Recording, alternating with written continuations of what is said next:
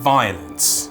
When I look at Slay the Spire, the board game, I see carnage, a wanton proclamation, an abandonment of decency, a spit in the face of convention, a slap, a sheer, wet, loud slap. When Slay the Spire emerged from what I can only guess was some sort of a slimy cocoon, it was like summer sun and autumn breeze all combined into one. Glorious, resplendent, refreshing and cool. It was so cool. Here's a video game that uses a board game mechanism, but in a video game way. It was like when Anthony Hopkins, a film star, did Westworld, a TV show? What? And when they announced Slay the Spire, the board game, it was like Anthony Hopkins in Westworld Season 2. You probably played Slay the Spire, and I just think we take it for granted. What a revolution it was. Most days, I can't open my front door without some video game being adapted into a board game again. Oh, look at me, I'm Elden Ring, the board game.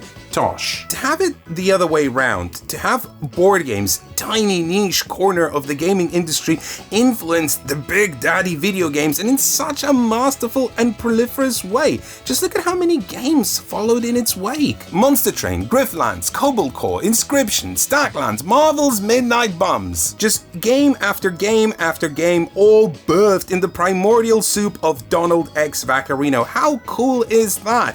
Anthony Hopkins cool. So this is war. The idea of it recoils me. To take something good and twist it into mimetics, to tease it into miniatures and merch and stretch goals, my lord, take it away from me. Make me forget it exists. And then I actually played this game, and guess what? It's so good.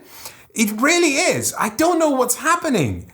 So good! The first thing you'll notice in this adaptation is how close it shaves itself to look, smell, and taste just like the original. Same characters, same cards, same combos, same spire! Here's the Hexaghost, complete with 6 stages of grief, stuffing your deck with burn cards until it morphs from a competent good start into a jalopy of regret. There's so much here to make you feel like you are playing the same game, but in board game form, replete with that thing you recognize, a machine purpose-built to continuously invoke the DiCaprio pointing at the telly meme. I know that! It's from the video game, yay! At this point we have to ask, well, what is the point? Can't we just play the video game? Sure, some people prefer it to be cardboard, and that's fine and valid, but this is literally someone inventing the bicycle again. Why have the same thing twice? The second thing you'll notice is the math. Not everything is exactly the same. I'm not going to explain the full rules to Slay the Spire, but the general gist is that it's a run the gauntlet game. Broadly, you begin with a starting deck of 10 cards, 4 attack cards, 4 defense cards, 2 cards with a bit of spice based on your character. You'll climb the spire encountering various events and fights against monsters. Each fight, you draw cards from your deck building style. You see the monsters are becoming attacked, so you play attack cards to deal damage, defense cards to defend against the monster's attack. Any damage you take is permanent, so you try to conserve as much as possible. After each fight, you pick up new cards, upgrading your deck, building combos until you either construct an unstoppable killing machine or succumb to RNG-induced ennui. Whether you win or lose, you potentially unlock some permanent upgrades and start pushing the boulder from the bottom of the hill again. If you looked closely at the b-roll just then, you probably noticed that functionally the cards are nearly identical. They roughly do the same things, combo in a familiar way, produce a facsimile of their effects in this version, but the numbers, they're different. And this is the first clue that maybe this isn't just a carbon copy translated into analog, but a more thoughtful adaptation. Okay, this is what we're going to do. We're going to talk about it in 2 ways. First, numbers, boring stuff, nitty-gritty. Second, experience, philosophy, feelings. You good? I'm good. I'm psyched. Let's go. This number in the video game is 6. Same card. This number in the board game is 1. I think we can all agree there's a difference, but what does that mean? In short, everything has been pared down, abstracted, which is generally what happens in board games. But contrary to how it appears, instead of making the game smaller, it actually makes the play space so much wider. Big numbers look good on the screen. You know, the Goku effect for those of you that grew up on Dragon Ball Z. But small numbers have the uncanny effect of making everything feel so much more impactful. For example, let's say we're fighting an Act 1 elite, the Sentries. They're free to deal with for each player, and it's entirely possible that for round after round, someone's going to get continuously spanked for 6 damage. And since your health goes up to like 9 or 10, that is a yikes amount of damage. Like 2/3 in one whop. How am I even supposed to survive that? If you have played Slay the Spire, this immediately recontextualizes the danger you're so familiar with. Act 1 elites? Pfft, let's just get through them to get to the meat stuff. But no, here, Act 1 elites, instead of 3 sentries, there are 12. And sure, you have 4 players instead of 1 to deal with them, but think about how much more interesting this makes the puzzle. Instead of the road, oh, okay, I take out 1 sentry and then another sentry and another sentry, here, you have to really consider and weigh your options because I don't know if I mentioned this, but there's 12 of them. Oftentimes, when you're plotting the route in Slay the Spire, you're basically examining what's the maximum amount of reasonable risk you can take without killing yourself in the process. This often means hitting as many elites as possible because elites have the best rewards which you need to survive the higher tier acts to have a shot at the final boss. And look, this is still something you should do in the board game, but the fear, it is so much more tangible and real, and not just because suddenly everything is physical. Smaller numbers have the inverse effect of having greater impact. And just as much as the danger has been elevated, so too have the combos. For my first playthrough, I've picked the Defect, the character that has the widest range of experiences in original Slay the Spire. They have the potential for utterly busted runs with the ability to break anything you throw at them. Or you could end up with a build that just trundles and does nothing. And that range is still definitely there because, again, most cards in both games are the same. I still have my extra orb slots power card. I still have great defensive and offensive options with frost and lightning orbs. And I still have the ability to get a random rare, yay, to only draw a Hyper Beam. Boo. But there's only so much you can abstract down, so things that seemed small in the original have a much bigger impact in analog. My lightning orbs that dealt 3 damage at the end of turn now deal 1 damage. That's less, but so is the enemy's health. And consider the ratios. A basic attack card is now reduced to 1/6, but my orbs have only been reduced to 1/3. I told you, boring math stuff, but I hope that you can see that everything now amounts to more. A greater example of this is the silence poison mechanism. Every time you applied 1 poison to an enemy, it dealt 1 damage to that enemy at the end of every one of your turns. Well, it's the same here. 1 poison, 1 damage. To reflect this, cards now apply less poison. For example, deadly poison used to apply 5 poison, now it only applies 1. But cards like Envenom that applied 1 poison every time you hit the enemy can't be reduced further. So they still apply 1 poison, which is so bananas. I feel like maybe that's even too powerful. And if there's a little voice inside of your head going, oh no, that sounds busted, shut it down by telling it, yes, that's Slay the Spire. I appreciate that not everyone's going to care about the numbers, but what I want you to take away from this is that in developing this adaptation, a lot of difficult decisions had to be made, and the result is a game that feels more gritty, more impactful, more considered, and it gives people familiar with Slay the Spire new things to explore. It's really something magical, fantastical in a way that no number of examples or explanations could fully encapsulate. I'm just giving you the snippets, corner ends of strategic feelings. You really have to feel this for yourself to fully appreciate the freshness. And now that I mentioned feelings, the second, more exciting part? Broadly, I think an adaptation needs these 4 ingredients to succeed. 1, an intimate understanding of the source material. 2, an intimate understanding of the medium you are adapting to. 3, an unrelenting willingness to change things. And 4, the skill to combine all of the above into something cohesive and new. And I hope I illustrated that mechanically STS, the board game, is already hammering these 4 nails.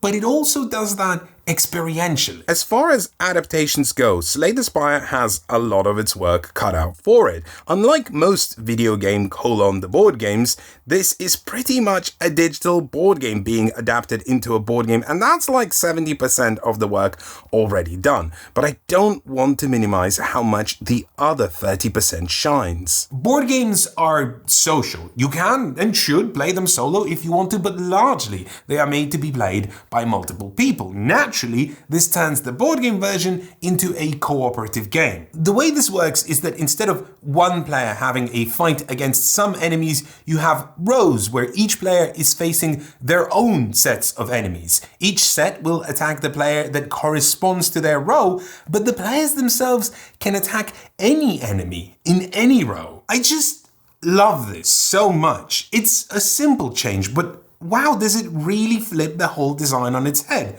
Not only do we get to cooperate on which enemy we're going to take out first, not only do we hop lanes to swap dangerous positions, but also many of the cards have been subtly retooled to enhance the sense of cooperation. Even starting cards have more cooperative options. It took me an entire play to notice that if you upgrade a basic defense card, it swaps from providing you 1 defense to letting any player get 2 defense. When I saw the other side of this card, I almost couldn't believe it because I just naturally assumed that it wouldn't do that. And when I realized that it did, I was like, wow, okay, wow. This is a different game now. Playing Slay the Spire is one thing. Playing Slay the Spire with 2 or 3 or all 4 characters at the same time, this isn't just novelty, this is a masterstroke. Sure, I could play Slay the Spire, the video game, do one of those runs where I play the Ironclad and multiply my strength 16 times, you know, the busted stuff. Or I could play Slay the Spire, the board game, where my buddy plays the Ironclad and gives those strength tokens to my Silent, who is armed to the teeth with shivs. That is real violence. In a very good way. Some years ago, I made a video called Why We Like Combos, where I basically say that Slay the Spire works precisely as a video game because watching other people combo off and enter some sort of a cardvana is pretty dull. Not the first time I was wrong. I think there's a real love on display here, not just for STS, but for the medium of board games. And understanding that you can't just tweak the dials to adapt it into something workable, you have to tweak them so they elevate the work and make it stand on its own. That kind of tinkering is hard, takes a lot of work, precision, and confidence. But not all is rosy. At this point, you probably want to sit me down and say, Efka, I hear you, but is this good for someone who hasn't played Slay the Spire? I'm new to this. Should I buy this? No! Heck no! Just no! I didn't even need to play the board game to make this recommendation. Reading the rulebook alone was enough. It is written directly in mind for people who've already played the video game. If you have no familiarity with STS, or worse yet, deck builders, this is incomprehensible. I did fortunately get to play this with Elaine, who was familiar with Slay the Spire conceptually, but never played it. And I could see her really appreciating and enjoying these systems, how much more tangible they felt when presented in cardboard form, how much more engaging it was when, say, you got the Happy Flower relic, which in the video game automatically provides you 1 bonus energy every 3 rounds, and so you just forget that it exists. The board game has this mechanism where anything that has random chance is controlled by this die. You roll it once at the beginning of the round, and it applies to everything. Your relic effects have odds on whether they happen or not. That's controlled by the die. What are the monsters going to do on their turn? That's also controlled by the die. You have cards like Go for the Eyes with different possible effects. The die. Neither of us ever forgot that the Happy Flower might provide us with bonus energy this turn,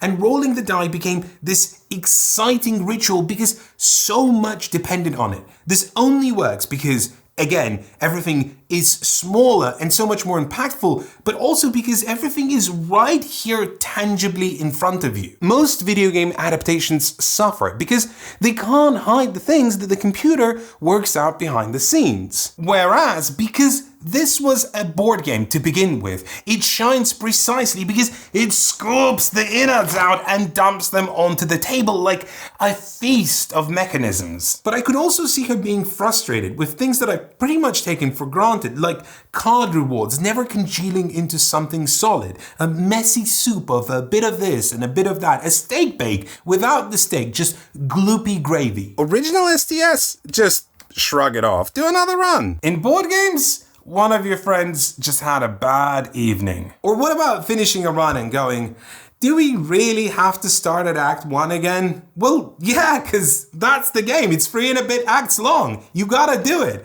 I don't mind because that's Slay the Spire. But what about people who are not familiar with Slay the Spire and its roguelite structure? What if they just want to try a cool new deck builder? I don't think that maybe this is tolerable in board games. It's all a matter of whose hands you put it in. If you, and maybe your friends, love STS, this isn't just STS in board game form, this is Slay the Spire 2, a sequel with all the same cards that do things slightly differently and in co-op, where your Watcher and Defect can slay in tandem. It's a sight to behold. But I'd be cautious about introducing it to friends who aren't familiar with it, and I'd say outright stay away if you don't know the original. Get the game on Steam instead, or on Switch, way cheaper, no risk of bad feels, see if it's for you. A general reminder that we are an independent board game review channel. We don't work with publishers, this is not a review copy. If you would like to support that kind of work, your contribution lets us keep going. There's a link to our Patreon in the description. We really appreciate it. See you soon.